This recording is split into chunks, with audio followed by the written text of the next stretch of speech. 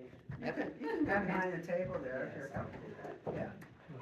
So in 2020, when COVID happened, I started to build these raised beds, and I'm blessed that I'm a contractor and I get free material all the time. So I have learned that most of my raised beds are made out of corrugated. That is what is back there on that, it's like a wave metal. Gives it its strength, the corrugated thing. So I got corrugated fiberglass. It is almost an eighth inch thick stuff, so UV, it won't break down, durable. Now I have 2x4s on some of the ends, but I've learned, bugs love wood. So, that's the, the negative about it as when I first started in 2020. I made 4 beds. So I researched, fill beds with logs, that helps out finding soil. Oh, I thought that was a great idea. Wrong, 'cause now you can't put stakes through it, you're stuck. Okay, so as 2022 came around, saw mulch plays, like the tree trimmers. It's a good thing, yes, so I got mulch. Now, it is a good thing, it is, but you got to bury it because the bugs love wood, Yes. okay? Even the logs, so you're gonna got pros and cons to everything of what you wanna manage and stuff, cause raised beds are hard work just like having it in a garden. The only advantage of a raised bed is bending over, that's it. It's the only advantage of raised beds. There's still just as much work, or even a little bit more. I look at, you got your ground that's unlevel. So how do you deal with a raised bed that you kinda wanna look nice and square? Well, I've learned that, a lot of people throw bed frames away. You can make long stakes. To buy a piece of angle iron that's a bed frame, you're looking at $45 for a piece. People are throwing bed frames all the time. Take it apart. You can actually drive in the ground pretty good. Now you got your frame base, level it with that. So even if you have a gap, that's okay. Now just get some good material that won't break down and make it like a concave inside of it. It'll keep the soil in so it's not falling out. What I've done too is, because I did rubber roofing with rubber, I lay the rubber inside of it too to make like a little water trough.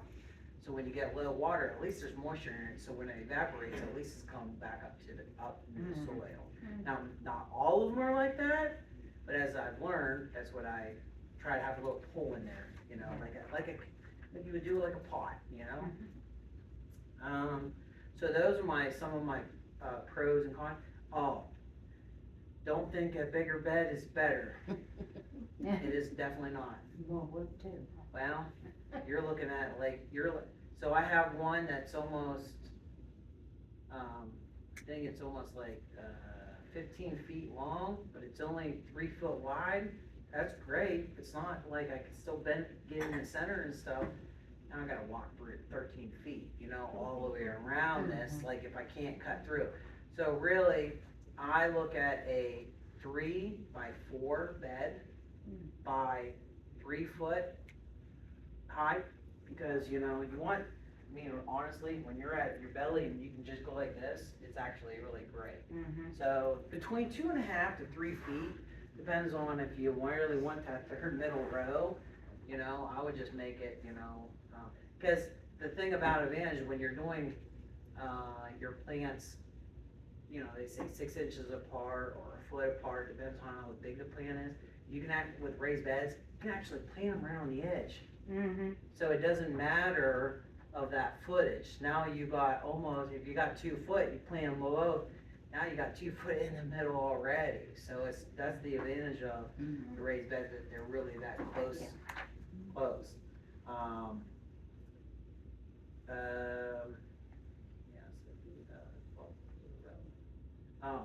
So a lot of these like roofing companies, if you're looking at a good cost and don't care about color, because you can paint them too, is a lot of these roofing companies will have have extra pieces. So, I mean, there's some here, you know, you got, right here, the lumber yard, maybe they got some scrap pieces or even damaged pieces, you know, some of the people that, you see somebody's putting a metal roof on and saying, hey, plan for next year. Do not think that you're gonna build these this year and say, oh, great, I'm gonna have something to plant this year. Don't do that. You'll burn yourself out, being all stressed, especially as soon as it takes time to build these. It takes time to find the material, unless you wanna pour in $1,000 right now just to get 4 beds raised, because to get the soil, getting all this. I just find like resources like Tim Dutal, he's retired, found a guy that got rid of all this wood chips, and I got like 4 dump trucks full of free stuff. So I use it for my chicken coop. I did use it for my raised beds. I throw cardboard. Then every year, put a thin of cardboard, thick, dense stuff, because it breaks down. I'll throw a little bit of the mulch on it, even though it gets a little bit of bugs, but I just manage it with, you know, with dust and stuff a little bit, but not horrible. It's not like a lot, you know. Once you get rid of on there, they go away, and especially after the plant matures. When the plant matures, then now it won't. The bugs can't keep up with the maturity of it. So the cardboard breaks down, and that way, and you can bust right through the cardboard really easy. So you don't have to have any plant anything. You could just do that. I have not once in the 3 years that I've done this, have barely picked any weeds out of my beds. And get resources, even going get sand, because you know, if you want to grow carrots, if you want, like we were talking about the garlic thing, his soil's hard. I have a bed that basically just had chicken manure with dirt and sand. All I did was, it was like lollipops. They pulled out so nice and be really clean. So, I mean, you can actually get a nice truckload of construction sand really cheap. It's like $30 for like more than enough that you can use for a couple of beds. But I mean, I collect pots from people that are throwing away. There are your herbs in there. Do something a little simple.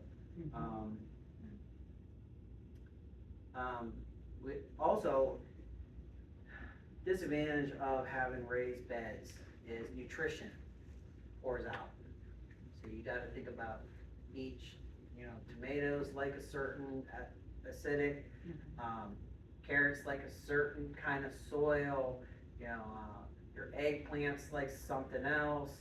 So each raised bed, if you're gonna think of rotating, just like for me, I just throw all my chickens. I got my egg shells that I just put in there. I collect coffee grounds. Like when I'm in here cooking, I'm like, please bring all your scraps, and I'll throw my scraps to my chickens, and then I'll clean that out, and I'm impressed of like just how healthy my plants just go.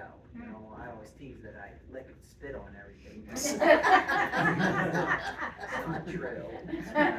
You know? I mean, I've looked, because I don't know if everybody knows, chickens and rabbits are called cold compost. There's less cold compost from them means it will not burn your plant. So like a cow, you have to let it sit for a little bit. Okay? Horse, you gotta let it sit for a couple of years. You know, because there's just so much chemicals in there thing that it will hurt the plant. So, so that's why I love my chickens, because I can put it on there right away and it doesn't affect it except for bringing nutrients. Because whenever it rains, you'll see all this black stuff coming out. If you could figure out how to harvest that, it's called black tea. That stuff is like gold, and you can pour all over even your house plants. It doesn't smell, but it, you know, has so much nutrition in it and stuff. Texas tea.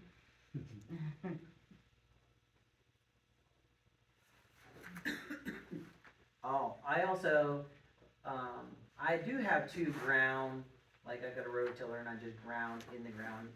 I like some things to be in the ground. I mean, I've done my green beans in the raised bed, but just, I feel for the way they are, I wanna do it in the ground, just like the beets, I do it in the ground, cause it's like, not that hard to, my beets, with my soil, the way I've done it, they just pull out really, really easy, like too easy that, you know, somebody's like pulling weeds, and you have to be careful, cause they'll pop out, like all my vegetables and stuff. But it's taken me time to invest into the soil and stuff. And that's the thing is that this year, I've been working so much this year. Now, I've planted a little bit this year, but still, for what little bit I've done, there's no weeds in it. I mean, I have flowers and stuff around my house, and the concept I've done there, I do in my regular flowers. Like, I barely have any weeds anywhere, and I work from 7 o'clock until almost 10 o'clock at night, so all summer. So, to invest in good, I mean, I did my chicken coop in like recycled wood, just 2x4s and different things, and just like, I'm gonna make my chicken coop, and I was like, no way, I'm not gonna go that route no more, or whatever. So invest in good weed barrier, I would never buy stuff at Home Depot no more, or Lowe's, cause it's just too, I mean, they buy the good stuff because it will last your lifetime, really, cause I've seen people now that I've been working in people's homes that have this stuff, it's like 10 years later, it's still so strong, and the weeds roots are not like embedded into the fibers that you're like, oh, I might as well just throw this all away. No, so. And cardboard really is a good weed protector. It only lasts a year though, that's Yeah. the problem, because Yeah. it breaks down really fast, it really does. But to start out on it and to get your area where you need to be, yeah, throw cardboard down, then you gotta throw like mulch and stuff on top of it so it don't blow away. But it will, you know, my mom she uses a lot of newspapers, but they just break down way too fast, so you gotta put like layers and layers and layers, and I don't mind that, but it's just like, I'd rather, you find free cardboard everywhere, you know, so. I answered one of your questions. So any other questions on something concerned? Like, I use stainless steel screws to put it together, cause, figure it out time is, you're young, I'm not looking at a young group. What I'm just saying is, if you're capable now, doing, you might as well use good material now, because when it does break down, 6x3, I use them. you're not gonna wanna rebuild it, and that's the thing is you gotta think about, what are you gonna, when you do rebuild it and tear apart, then you gotta move all the soil and all that, so. That's what, even though I'm 46, I'm looking at, like, I don't wanna rebuild these at all, so, you gotta think about that kinda stuff too. 46, he's a kid. Yes. Hey, yes, I know, yes, Mom, When you brought up tea, I used to make manure tea. yes, You fill the bucket up with water and put the chicken manure or whatever manure and let it ferment in the sun for a while. And then you could take your bucket and scoop some of that out and water around the base of your plants. And so you're given Nutrition. nutrition Bill. there. Yeah, I It's was easy. using that because my father-in-law had a dairy herd. And then a fellow at the, up at Slippery Rock in their alternative agriculture, he had me get calcium phosphate because that ties the nitrogen down. yeah, It's brewing, you won't smell anything you normally smell, but you gotta be careful. I sprayed it on my grass. Oh. And that winter, we had 2 inches of snow and the grass was still growing up through the snow. You make that high-powered manure too, and stuff will grow, even when you don't want it to. Hey, have you ever tried, diatomaceous earth to keep your bugs away? Mhm. my bugs haven't been that bad, so. Okay, alright. That's the good thing, cause, I don't use this mulch near my house or anything, so Right, it's not. right. Well, I was just Well, thinking from your You beds, look, you know, if you you look at this sprinkle. though, that's why I got chickens, so what do? And they don't really touch my plants, I mean, I don't like them in there, but they go around, like my flea ticks are very minimal because they're out and Oh, about, yeah, you know? chickens will eat them right up. Even, I have a Muscovy duck, I found out that they're a wood duck. They will actually snatch out insects from the air, so they are, very territorial, so they need a lot of room to roam and stuff. I mean, unfortunately, like, cause they will fly and run away, but he stays, so, cause I feed them enough, so if they feel comfortable, they wanna stay. Yeah. I just have a male and I wanna get a female, Do you have anything planted that comes up every year, or do you have to replant everything? Nothing is perennial? yeah, I got some, like, Asparagus or? oh yeah, asparagus, yes, so. Rhubarb. The rhubarb that I have, that these guys gave me. But just like his rhubarb, it grows, it just keeps on growing. So how do you contain something like that? So you see these big 55-gallon drums, you know? Take it, cut it in half, now you got 2 planters that actually can contain your, you know, whatever, because there's a lot of vegetables and stuff out there that come up every year, but they just keep on growing. Right. So how do you do that? So it's like, once you see it get to the edge, now you can split it, give it away, or just whatever.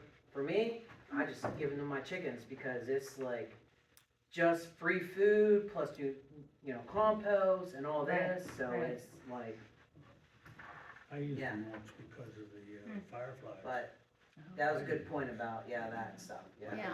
Because, any other question? I was gonna ask about slugs, but probably the chickens eat the slugs. Yes, I have not even seen one slug in my house at all, like, yeah. You ran out your chicken? Yeah. $100 $100 for 5 minutes. Rice paddies, they Hey, got the hey, box that's out per there, so chicken. they go after the I chicken. got 22, okay? You can afford to take a day off. I will, that's what I try to do. For your wife, I'll do it for free. Oh, Thank you, Micah. Yeah, you're welcome. Karen, can I say something too? I just thought of this while Micah was talking, because I had no intention of doing this, but as you were talking, I was thinking about some of the experience we've had in Africa and other places of the world where they use some farming methods in places where they have a tremendous drought or they have just really impoverished crops. You know, they'll grow corn and it comes up like this maybe and sparse. And the technique that we were familiar with was entitled Farming God's Way, but you can also see it online. It'll be like no-till farming, that sort of thing. And I'm thinking that, you know, if it's a disaster where you can't get gasoline for a while, you can't use your tiller. You know, Right. and if it's not raining a lot, well, you know, you can't have a hose to water your stuff. So this no-till farming, I've seen it in action. I've seen, they did these demonstration farms over in Rwanda and places like that, and they show like, okay, this is how we normally do our corn crops. And like I said, that's what it looked like. And then here's our Farming God's Way no-till method. And I'm serious, I was higher than the ceiling. Lush green color, it was just like night and day. And this is one of the ways they use an evangelistic technique to get people to really get their attention, you know, and also feed people. But what, and then one of the things they did too, as far as you don't make any furrows, you don't do any tilling, you plant. But it's really precise though. You can't just go and think, oh, I don't have to till anything. I'll just stick a seed here and there. There's a real science to it, and if you're gonna do that, you gotta study that a little bit. But it's just amazing to see the results. And they have chickens and stuff like that, and they go along and eat the buds up. And when you till soil, a lot of people don't know this, you destroy a lot of beneficial organisms in your soil. And so that's another benefit. And then they put like leaves and corn stalks and all that stuff, they put it down as mulch and also protects from evaporation, so the soil stays. There's an old book, there's an update on it called the Ruth And Utah South State does a No Work lot of that Garden stuff. Method.